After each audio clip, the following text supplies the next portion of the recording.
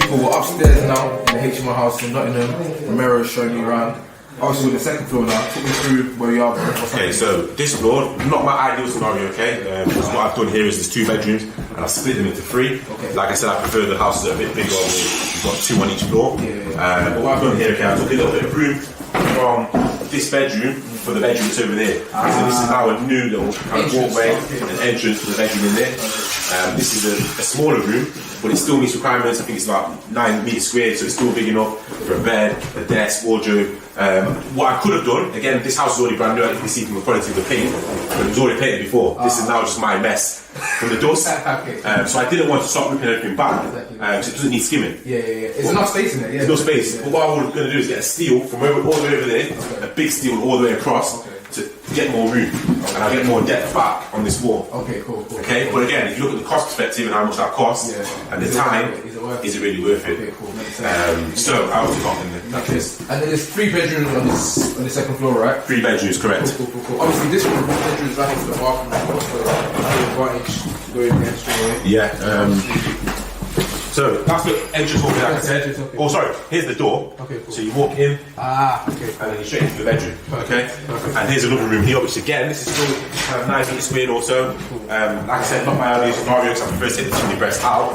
But it still works. We'll still get a single bed here, but we'll still get a desk, a wardrobe, and there's enough sockets for everything that needs to happen in this room as well. Makes sense.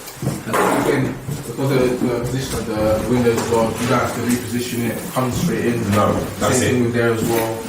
I like it, man. And again, high ceilings as well, so it feels spacious in here as well. Yeah. I like it. And in terms of rooms as well, in this area, what would they probably go for? Like a double room or a single room? So from a student perspective, you're probably looking to net about, I mean, this year, £115 per person per week. Next year, everybody talks to £130 per person per week. Okay. So it's gone up another notch. So nice. per annum, you're looking at kind of, I think it's 40,800.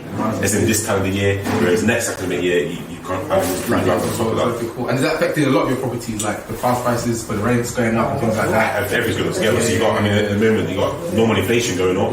So everything naturally is going up. So I know it's COVID, look, materials are more expensive, people are complaining about. How's that been? Speak on that as well. Getting materials, how's that been a challenge for you?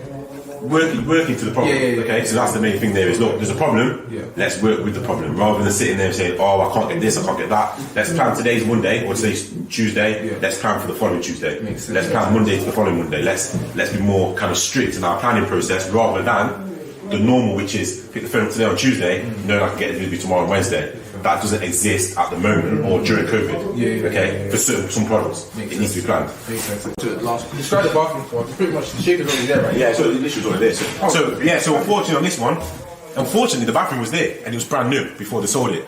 So I made a decision in the end. I said, look, I'm not going to take the towels off, I'm not going to change the suite. I've actually just left it as it is. Of course, I'll get some nice little finishes at the end, but it's just been left as it is. But there is 3 brand new ensuites, as you're aware, that will be then my standard in terms of very nice tiling, nice towels on the floor, and a bit of a different finish to this.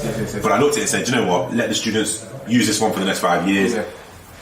Wear and tear it, and then I'll go again at that point. Cool. So I want you to talk about that. You're doing it because you're trying to meet HMO regulations, or is it just that you think? No, it's not. I'm just doing it. It's regulation. Everything you're doing here, you need to meet regulation. I mean, you've got the door frame here, which is a fire strip frame. You've got the smoke alarms with the break glass. Okay, so you can see there'll be a smoke alarm up here at the end. The break glass will just be here. That if there's a fire, look, I'll come out of my room, smash that. Everyone else in the house knows about it. So, look, I mean, even the boards downstairs, we've got soundboards as well. So we've got an ensuite upstairs. Again, we've got a sauce stack. When I flush the toilet upstairs and you're in this room below, you'll hear the water trickle through. In flats and apartments, you can't have the sound travelling from flat 8 to flat 5 below. The same theory in a HMO, I adopt it, just like good practice. You don't have to do it, it's just good practice. So again, it's just the standard, your standard. It's the standard. I mean, obviously, you're down here sleeping at 1 o'clock. You don't want to hear your friend upstairs flushing the toilet. Exactly. So if I can wrap that in sound block, plasterboard, which is more expensive, it's £6 more or so than a normal fireboard, but it's the experience. I'm asking for £130 a week. I'm not asking for it because it's not a good house. It's a great house. It's justified, basically. Yeah, that's it. It's justified. Okay, cool. So we're on the 3rd floor now. So talk me through it, man. Talk me through it. Yeah, so up here, okay, what we've got is we've got an ensuite. Okay, usually I leave this as a bedroom and the ensuite's next door, but it's quite big. In this case, you have a look what I've done. So you walk in here. And we've got a shower in the corner just here. Okay, cool. Okay, we've got a toilet just there, and we've got a sink just there where you're standing with a mirror light on the wall. Cool. It's like a different version of a Juliet kind of bathroom, Yeah, isn't it? Okay. not big, but usually what I do is this room that we're standing in at the moment is in behind here. Usually I have a big ensuite, so it's from here all the way to there. Okay. So you can imagine, you walk in, it's very big. But this time I've done, I've squeezed them both into the same space. Cool. And why is that? Tell us why that you made sense. Because I want a free ensuite in this house, and this was the only way that I could get the free ensuite.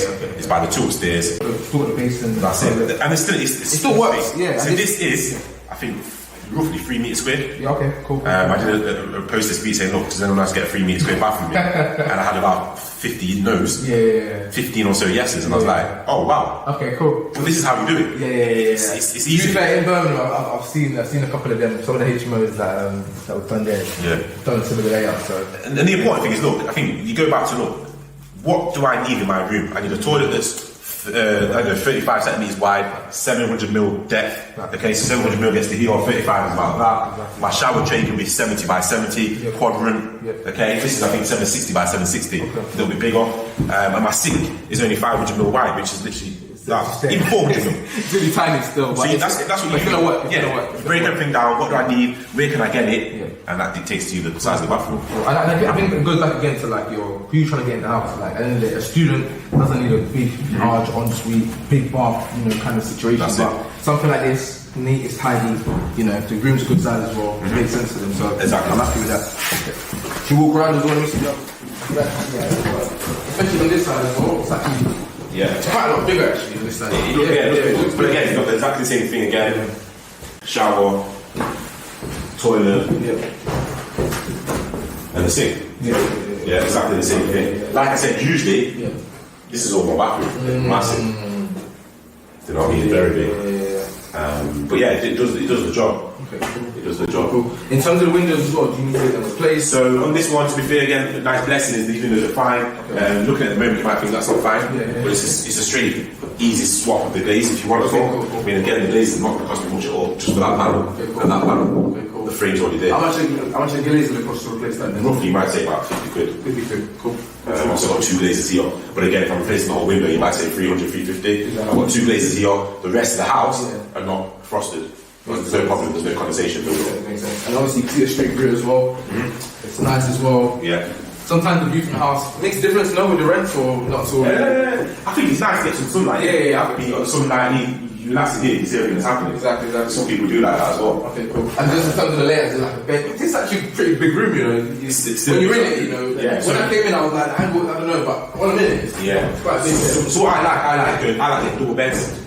Just like to keep as a standard. Worst case, 3/4. Okay, cool. Don't really like single. In this house, it's got red units. I don't like in this house because it's a student letting. I think I'll get away with a single bed. Okay, so I'll get it. But when you do it as a student, a professional letting, it's a bit more difficult. Okay, cool. Do you tend to go for the students or for the professionals? Like, what do you use? So I like the bread and butter stuff. Bread and butter meaning I like single lets, which is you've got a tenant in there, paying £500 a month. I liken students to the single let one of a house being rented. The student one is look, 12 months. This is the booking. We're staying for 12 months. Then we're gone. Whereas you've got the professional one, you've got the turnover.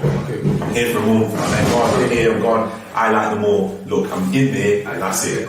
So this is more of a rare project then, like you doing this sort of HMO like this. Is it more of an old school throwback project? For me, you mean? Yeah. I'm going to put it in the category of, look, single lets where I started, for example. That was bread and butter stuff. HMOs, look, I filtered them in just to do them. I then looked at them and said, look, I can even do them as a flip model. Just because if you get something so cheap, you can do the refurb, get the rental in a bad location, and you still set the price of the good locations to a London. So that's where I kind of started to do the HMOs, and then I said, look, let me see if I can hold a few of them as a student. Let one. Okay, cool. And in terms of the newer projects, I know you are doing some commercial for resi stuff, you're doing development stuff. Like, just talk about that a little bit. So commercial wise, I mean, again, just put it in the same category of look, I've got a house I'm doing a refurb on in 3 different locations. If I'm doing 8 apartments in one building, I'm doing the same thing that I'm running around 3 places for, or my lads are running from one place to the other and spending 30 minutes on those drives. I'm in one building. And that's the example I've given of look, it's the same process, but there's one lad upstairs that's doing the boarding, there's a lad downstairs doing the second fix electrics, and he moves down, and then he moves down, and it goes back up. in a big building. It makes sense. It's the same process. Just you look at it and think, oh, it's 8, it's 10, it's more headache. Okay, cool. It's the same headache. Okay, cool. And just moving forward in general, like, are you gonna carry on doing HMOs? Are you gonna stick to the commercial, the resi stuff, the development stuff? Like, what's gonna be your new bread and butter? So I think new bread and butter. I'm gonna put myself in the category of look, new builds is where I'm at. Yeah. That's my focus. New builds, yeah. New builds is where I'm at. Yeah, so I prefer to do them. Okay. Again, everything's brand new, so there's no. I put a wall up and the wall downstairs fell down, so it's an extra 200 quid. Yeah. It's just look, this is the size of my room, 100 meters squared, and 100 meters squared worth of floorboard. Well, the price might change. Do you know what I mean? So that's my new focus. I will still do HMOs as a kind of something on the side, just to do it, just to keep relevant. I do like doing things where people come along and have a look and see how it works. Yeah, talk about that stuff as well. Like, obviously, we see you out there, man. Your face is getting out there. And you know what? It's been inspiring. Obviously, we've seen you from early doing your thing. We still need to get you in the podcast and talk to us and really break down like your journey and stuff like that. But how's that been, like, putting your face out there? Also bringing people to the projects as well. Like, how's that been? You know what? It's fulfilling. That's what it is. To get me at the moment, there's someone else that needs a kick, start to go and do something. So for me, they come and they ask me questions, then they eventually say, oh look, I bought this thing. It's fulfilling. I mean, they're at a place where I was, where I needed help, and I could not get that help of, let's come on side, let's see this, let's see that. I couldn't get that help. Cool. I'm giving back to give that help out. 100%, man. And you know what, yeah, like, people see today, we're still going to meet you at the other projects, the bigger projects. Today was just more of an introduction and stuff. But like, for those people that, you know, don't really know you, that will like, you know, maybe talk a bit about where you started in terms of just like, you know, how, you know, where did you start in terms of project stuff, and then now, how did that kind of progress? So I talked about quite a lot, but I like the part of, look, I was a buy-to-let guy, which is like everyone getting started. What do you want to buy? Buy-to-let terrace house. Exactly. That's the plain and simple answer for a lot of people. So I was that guy. Buy-to-let terrace house, then a semi-detached, then a detached. Step you progress, okay? Then you say, look, I started to do some record subsidence. So I started to get houses with like problems with movement, structural problems, but I was doing it bit by bit before I then took a house that had all the problems, okay? Because you know how to solve them. Exactly. So I started to gradually step forward, then did a commercial to residential a few years back, then did a new build a few years back. So then I then came back to that way of kind of property. I already had all those analysis points, the problems, the reports that needed to be done. I learned that before. Okay. So the stage progress I think is great from even from a fee perspective. You do some of these bigger projects, you get an invoice that's £2,000, noise assessment, SAT report, structural engineer. You spend £6,000, £7,000. If you've got the HMO in the background, it's giving you that. That knowledge and experience and stuff like that. That's it, the knowledge, experience, even the financial kind of support that you need. Exactly. It's not as difficult. And you got the team now as well. Like, is it the same team that started you? You know, you started off doing some of the stuff. Are they still here? Or? Funny enough, the guy downstairs with me 9 years ago. Nice. So we've just seen Joseph downstairs 9 years ago. I was doing a house in Bucknell, Nottingham. He was there with me. So today, when we're talking about HMOs, he's done many for me as well. Look, I'm not going to tell these guys about door casings and this and that and fire alarm. They know what they're doing. We're doing it year in year. Perfect. Turn them out. That's it, man.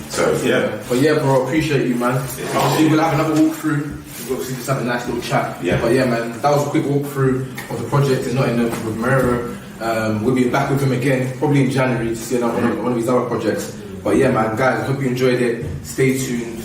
Yeah, I'll speak to you soon, man. Take care. Peace. In terms of the learning. Like the learning part. Yeah. You know what's crazy, bro? For me, it was like, some of the learning was just like you're in the mix.